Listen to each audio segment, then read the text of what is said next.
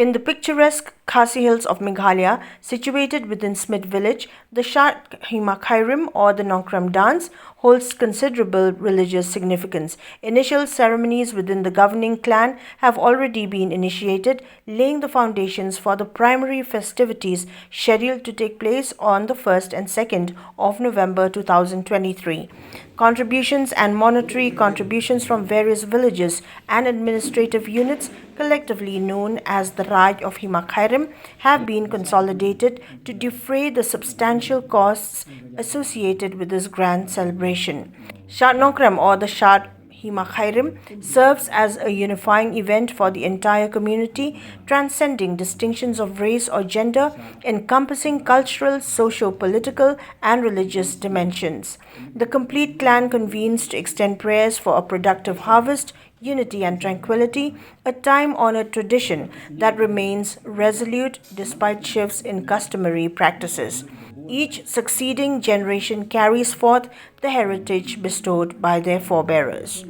Today, in an official statement, the Same of Hima Khyrim, Dr. Balajit Same, in the presence of ministers and other provincial dignitaries, disclosed the dates for this propitious dance festival.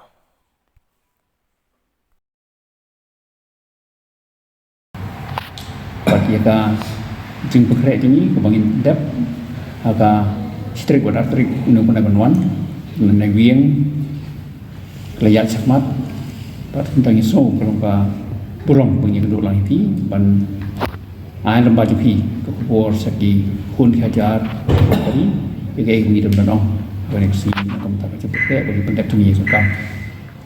Keleniam Shad Hima Khyrim kedai pelajaran Slim ban, di sana ada nine thai, buan poketeng, buan semak peteng, manus dan apa, dan keleniam tu Hima Khyrim.